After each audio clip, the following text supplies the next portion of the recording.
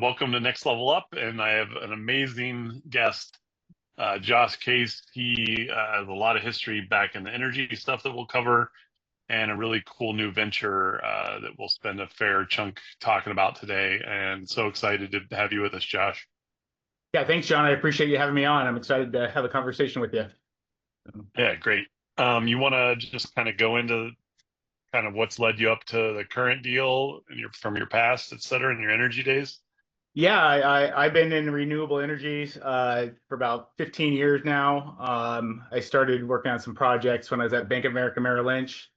Left there in 2011, 2012, and raised some capital from for investors and started developing Utah Solar One out by a coal plant in central Utah called Intermountain Power Project with a HVDC line that goes directly to California, like 480 miles down to Adelanto. And that coal plant, 1,800 megawatts, powers much of Los Angeles, Pasadena, Burbank, Glendale, Anaheim, and Riverside. And when Schwarzenegger was governor, he signed legislation that prohibited re-entry into out-of-state coal contracts for energy. So I worked with the state of Utah and my investors to get land next to this coal plant. And that project, we sold to EDF, Renewable Energy, in 2016, which is a global Fortune 500 company. I think there were 45 or 47 on the list last time I saw it, and consulted for them for about 6 years on the project. But while I was doing that, I started developing some other projects down in New Mexico, the Four Corners Solar Center, which I partnered with Photosol on, and then ultimately built a company with Photosol. It was called Photosol US Renewable Energy. We had about a 7.5, 8 gigawatt pipeline of solar, about a 4 gigawatt pipeline of battery storage, and 13 employees. We sold the contracted projects to D.E. Shaw, and one of those projects is built and operational, a 200 megawatt solar with a 100 megawatt 4-hour duration battery called San Juan Solar One and San Juan Battery Storage One. Next to the San Juan generating station, or actually the previous San Juan generating station, which was a coal plant that's been dismantled now. What I did was I got sites next to coal plants in Utah, Arizona, New Mexico, Nebraska, North Dakota, Texas, Alabama, before some of the big players started looking at those places, and those projects, are there to backfill once the coal generation comes offline. It frees up the infrastructure, so no new transmission lines or anything like that was the thesis. And that project came online, is operational as of fall of last year.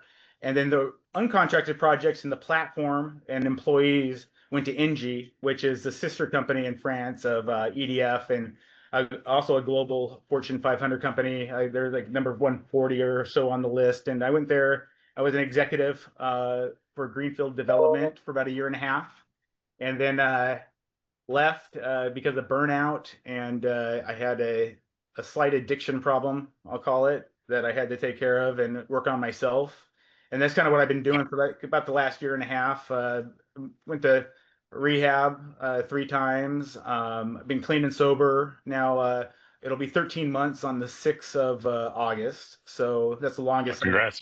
So thank you. The longest I've been sober. And God, 2017, 2018, I went like a year and a half. But it wasn't like this where it was white knuckling. It was miserable back then. I dealt with what I needed to deal with mentally from like trauma from my past that doesn't live rent free in my brain anymore. And I mean, that's why I was drinking, was to get rid of thoughts, and mainly and things that I didn't like. Learning to live in the present and not future trip or dwell on the past. I learned a lot about codependency and how I heard the word. I never knew what it meant, and realized most of my relationships were codependent and transactional, and now I can recognize that, and not have relationships like that. Have relationships actually based on like what we bring personally to the table, and things like that. I mean, I don't want to sound like I was a robot, but it was definitely, I put expectations on things that I shouldn't have, right? Right. I got it. And look, one of the traits and skills that's very difficult for humans usually to develop is boundaries Yeah. and actually self-inspection to go, hey, wait a minute, maybe this is a transactional relationship. Maybe it's not as win-win or a partnership as you think it is. So, dude, I really acknowledge you for taking that on, not only for yourself, but I would assert the people in your life see a new Josh on the other side of that. So that's great. That's Yeah, great. and But that, I got to say, especially for my kids, they saw me at my worst, but now they're much more relaxed. They're not wondering what is dad gonna do next or what we're gonna, yeah, it's they can be kids even though they're all over, they're all grown up now. It's I can tell the difference. I can, obviously in my personal life with my fiance, we both went to rehab at the same time last year, different rehabs oh, because wow. we knew if we didn't go at the same time and get on the same page, this wouldn't work. And yeah, we Yeah, obviously one of you might drag yourself down or what have you or whatever. right. Yeah. So, and we're both clean and sober. Same day is our sober anniversary, and we're actually doing the Sober.Buzz, spreading the good buzz podcast together. She's my co-host, so it's fun. We work together Yeah, too. awesome. It's a perfect segue right into what you're up to today. So talk to me. I mean, one of the things that in our prep call that really struck me is this whole sober buzz movement and what you're up to. So you want to share what that looks like and what's been going on? Yeah, so I got out of rehab in October, first week of October. I moved to Austin. Kind of Heidi and I, we took it easy for like the first 3 4 months, just kind of settling back in. We're living sober for the first time, and I don't know how. I can't. Like I told you in 2017, 2018, I was sober, but I was white knuckling it, and it was miserable. Yeah. And she had her own addiction problems for years. So we're learning how to live sober, and we didn't want to rush into anything, but around February I started getting a little antsy, like I need to do something. So I'm back into energy a bit. Mhm. And then I had this idea of Sober.Buzz. It was really going to be a hobby. Like I was going to, put out some thoughts. I had been posting on LinkedIn about my struggles with rehab and alcoholism and drug abuse. Mhm. Um, Mhm. from the first time I went to rehab at the Circle Lodge in August of 2023, and I got a lot of positive feedback on that, both publicly and privately, and nobody said it was a bad idea that I went to rehab, and people found my posts quite helpful or sincere, and I thought, yeah, I'm sober now. Why don't I talk about put thoughts out there and what am I doing to stay sober? And that quickly turned into like I had 100 followers, I had 500 followers. Mhm. Within like 3 weeks I had 5,000 followers, and I'm like, oh, Wow. this could be something. So Heidi, my fiance, she's like, why don't I make some of this content for you, like the memes and stuff. Because Yeah. I'm just putting stuff up, like I have the logo, I'm putting words on it. I'm not, they're not very Yeah. pretty, right? So Yeah. she starts making these pretty things with like the background and everything, and she puts her thoughts on there and quotes that are motivational and inspirational. And 5,000 turned into 10,000, and right now we're at a little over 25,000 It's followers awesome. on Instagram, and that's in literally 3 months. We started May 1st, so May, Wow. June, July. And then we started YouTube. We had 9 subscribers 2 weeks ago today, and we are about to break 20,000. We're at like 19,500 something. Last time I looked, about an hour ago, and we have some things that have been looked at, 2.5 million times. We have It's great. it's just incredible. We have last count followers in 43 countries. We've had news articles and press releases on all 6 continents that people don't temporarily live on. I don't know what's Yeah. going on Yeah. in Antarctica, but Antarctica. I uh, mean, maybe people are moving there with the current state of affairs. That's a whole different conversation. but yeah, and we've had articles in at least 5 languages. So it's been remarkable. Not what I expected, and we started having, after about a month of doing this, we started being approached by podcast networks or whatever to turn it into a podcast. What I was Yeah. doing, and I had thought about doing a podcast, and I thought that maybe like a year or two away. Like I didn't think we'd have this many followers like within the first year. Uh, so we ended up we were working with NXC podcast networks, so they produce all our podcasts. They help market us. They have about 1,500 podcasts under their umbrella and around 15 million viewers aggregate. So we get to like Wow. cross promote each other and things like that. We've been working with them. Our first podcast was July 7th, so actually about a month now. We been officially working with them, and it's been great. Um, I get to work with my best friend. That's fun. Originally, I was going to do it by myself, but Yeah. I needed to be interviewed for my first one, and Heidi's like, I'll interview you, and then we ended up having fun doing it, and just Yeah. the dynamics of it, and we're teasing each other, we're laughing, we're just having a conversation, and it the NXC team loved it. They're like, you guys really should think about doing this together, and here we are. We're doing it Yes. together, So and much. yeah, I think I would have got bored pretty quick if I was doing it by myself. So Yeah. Kind of become a job, right? And so much for a side hustle or just a hobby. It sounds like it's taken off. And one of the things like I said, I would assert part of it because I just watched Dak Shepard's Armchair Expert interview with Brad Pitt a couple days ago. mhm. You know, at the end of the day, it's just not common for guys to really talk about that kind. It's like even though it's become more mainstream, it's still stigmatized and everything else. But again, I really acknowledge you. And Dax was even talking about, well, I got kind of guy that gets a little bit of shit from Alcoholics Anonymous because he was talking about his male group, and he's like, "Look, if I get one guy that comes up to me on the street and says it made a difference, that's more than 10,000 admonishments or whatever's going on." So I really appreciate what you're doing because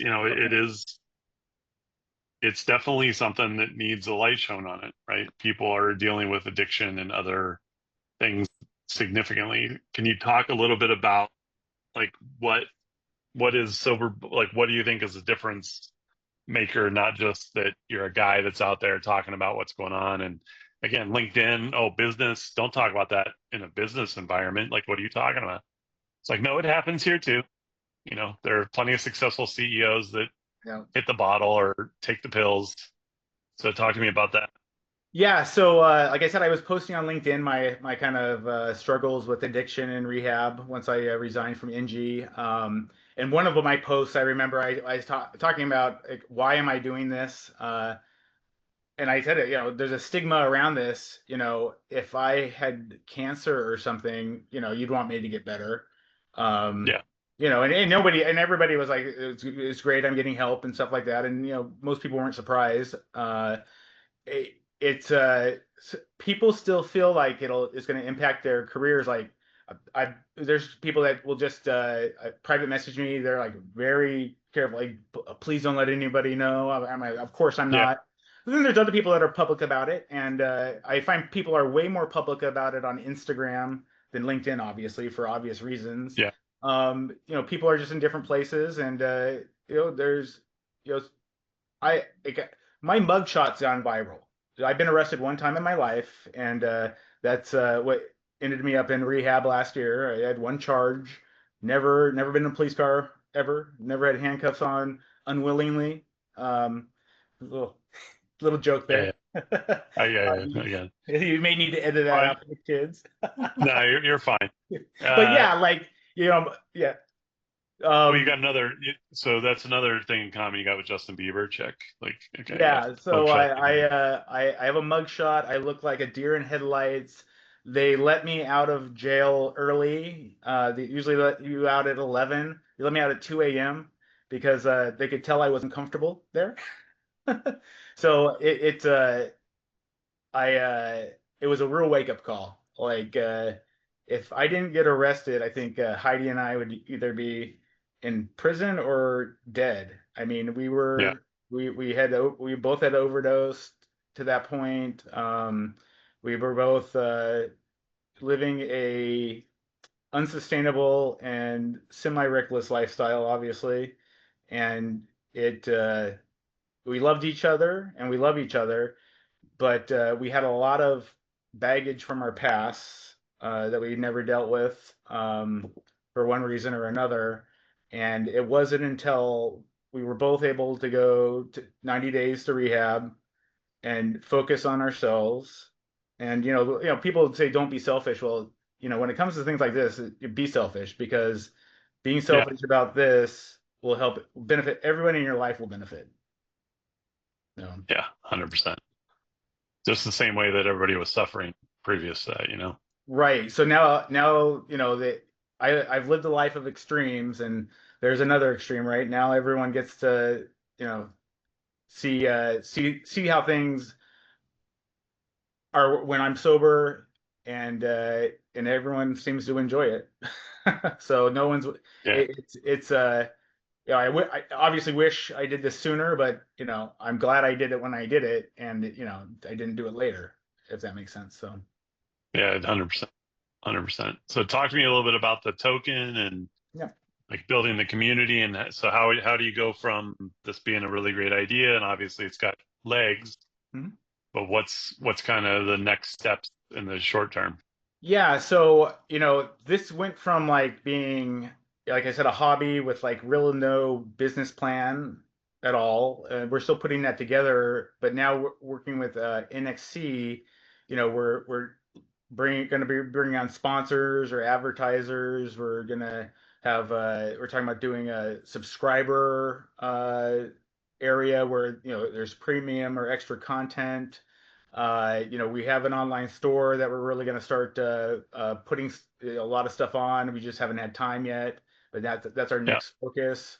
The token you mentioned, I minted a token called Buzz. It's on the Ethereum network. I did that back in May, and the thought was, at some point in time, whether it's 1,000 people or 5,000 people, this would be like a membership to the Sober.Buzz club. It's not an investment. That's not what it's for. It's for management of the community on the blockchain. Uh, of course, it's a token.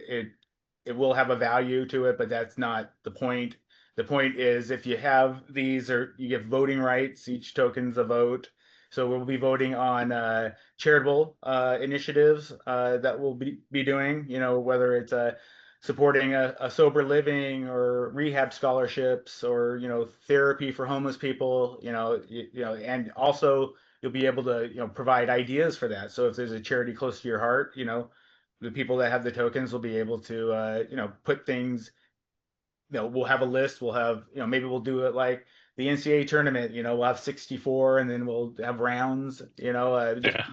make it fun, interactive, and also the token will represent like a mission, or premium content in person and online events, AMAs, Yeah. speakers that it's more intimate scenario. The token also represents sobriety, and we're going to have a physical token as well. So Yeah. these tokens can be given to people as a congratulations. One idea is have some NFTs and physical tokens that kind of match for different lengths of time that you can give to your loved ones. So That'd be cool. That'd be and awesome. we're open to ideas too. This is going to develop over time, and we're also talking about having like regional representatives at some point, and that Yeah. using the token to vote on those. That's probably a little ways down the road, but with how this has taken off and the response we got, I think this is going to be, we're here for the long term. And uh, Yeah. and and one thing I will say is, like, building a solar project or developing a solar project is cool and fun, but like a lot of people can do that. Like this, we're really helping people, and we've been involved in a few close calls with suicide that we were able to get paramedics places, and we've been Yeah. giving advice privately on things regarding staying sober and what to do. And like I had a purpose back then, obviously making a living, but this feels purposeful. Like it's Yeah. bigger than me, I guess. Right. No, I get it. I mean, it's a huge and valuable mission. And to your point, like, look, I love the fact that if you're in the ocean, you're drowning, all you want's a lifesaver, Right. whatever that is. So you being out there, making sure people get that it's not just noble. It's not in the sense of nobility or you're doing some really great act. You're actually just supporting your fellow human, which I'm always aligned with that Well, endeavor. So people help me, even when I told them, like, my sober manager, I'm the only one who ever fired him. And this guy is like, 6'7", all muscle. And, I was obnoxious. I knew it all. I never thought I'd be able to get sober. But once I yeah, started listening and to people, uh, it worked. I was able to get sober. Now, will that work for everybody? I don't know, but people were there for me, and I want to be there for them. And like I said, it's fulfilling and rewarding beyond like anything I've done in my career. yeah, I really get that. Um, so that's obviously gonna eat up the next 4 to 6 months as you plan that out. What do you think are the hurdles coming down at you 6 months, a year, 3 years out? What do you think the future looks like if you can paint that brush? Yeah, so we're picking up subscribers and followers at a pretty rapid pace. We want to keep that growing. The ultimate goal is, obviously, we want to monetize this. It's turned into a full-time job. We want to Yeah. build out a team. Right now it's just me, Heidi, and Cassie. Cassie's our director of marketing. Heidi's our director of online content and the real boss, if we want to be honest. Yeah, that's right. No, I have all the She's passwords. got she's got the She cuffs. loses them. She'll use them. But all joking aside, like it's the three of us, but it is getting to the point where it's hard to, we got a TikTok now. I'm Yeah. TikToking, and I say I TikTok till I don't stop. Like our TikTok's going well, but it it's time consuming. It's work. It's work. Yeah. Yeah, and there's different demographics on the different mediums, and so as we grow, we'll get more niche based with the social media, Yeah. and like Cassie writes an article about 3 times a week from a female's perspective in recovery with as a Mhm. mother, and like to eventually have a male perspective from that angle. You need to find the right person, and Yeah. I see maybe having a sober coach write articles and have a therapist write articles. Just people from the different areas of recovery, Yeah. writing about or blogging about like what is their day like? What have they seen? What do they do? What works for you may not work for somebody else. And the more perspectives and we can bring, maybe something will click with somebody, you know? Yeah. It's really great. And I'm that guy. Like I'm always loved the scientific method. It's my dad used to say, one test is worth 1,000 opinions." So the ability to try something out, well, that didn't work for me. Try this out. Oh, that is actually kind of working. Whatever. Really, to me, adds the value to what you guys are building. So I can't wait to see it continue to come together. Well, an example Um, of that is, yeah. like I went to traditional rehabs where, you take depression medicine if you have depression, anxiety medicine if you have anxiety, whatever the case may be, you get medicated, right? Uh, Yeah. so, we like our first guest was actually I shouldn't say this, but I will. I said it on the other one. My sponsor, my AA sponsor. Yeah. So Yeah. we had him on. He's president Tyler's president of Steps Recovery in Utah. One of the biggest. I didn't go there, but it's a well respected recovery Yeah. facility. And yeah, like they're traditional. Cirque and Burning Tree, where I went, traditional with the medication. But we had Dr. Rob Kelly out of San Antonio, who's from England, and used to play with Queen and Elton John and David Bowie. So That's that cool. was interesting too. But his technique is no medication. It's all mental work. And he invited Heidi and I down there. We're gonna go check it out. You know, they say they have a 97% success rate or money back Wow. guarantee. Uh, they you have to apply to go there. They have like 5 or 6 facilities around the world. We're gonna go Mhm. check it out and see what it's all about. But like right there, if you don't want to be medicated, because medications affect people different ways and extremely in bad ways, Yeah. if you want to, it's another alternative out there, right? I Yeah. don't know if it's the right I mean, one, wrong one, but it's another option. So to me, I always look at it like, what the right one is, the one that works for you. exactly. And to your point, it's, 97% is impressive, not because I usually am not a fan of the one size fits all. Because Right. to your point, I've seen one person on antidepressants and it worked like a champ, and I've seen others that got 10 times worse. It's like, oh, you gotta, whatever you're taking, stop. Like it's not helping. It's actually exacerbating, maybe, or whatever, right? It's just Or it may be fixing fueling the fire. it's So hurting you in another area, right? exactly, yeah, There's always a side effect. There's some side effect usually with something, and it's just yeah, and that's why another route. I love the fact that you're offering a bunch of different points of view. It's not a, hey, just because this worked for me, it'll work for you. It's getting a chorus of people so that you can find your person and find your method, and then again get healthy and get in recovery. So Yep, exactly. I love what you're doing. Hopefully we'll have you back on in a little while and hear all the great things that are coming out of that. And Love Josh, to. I really appreciate your time, and I think it's been fantastic, and just wish the best for you and everybody that you're going to be out there touching in the world. Yep, appreciate you having me on, John. This was fun, and love to come back. All right. Thanks, man. Thanks. All right. So we'll edit that up. Dude, if you want to, here's the deal.